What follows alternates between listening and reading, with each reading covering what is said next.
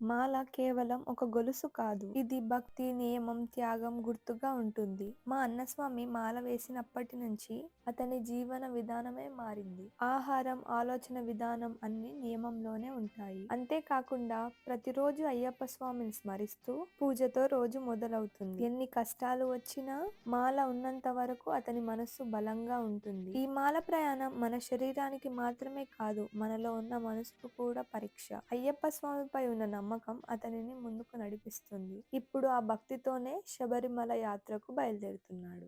ఓం శ్రీ భూతనాథ సుధానంద సర్వభూతాయ రక్ష రక్ష మా బాబు సాసే శుభ్యం నమో నమః. స్వామి శరణమయ్యప్ప, శరణమయ్యప్ప. ఓం శ్రీ స్వామి శరణమయ్యప్ప. పాదాల చింతే మాకు శరణం, మాకు శరణం. స్వామి శరణం.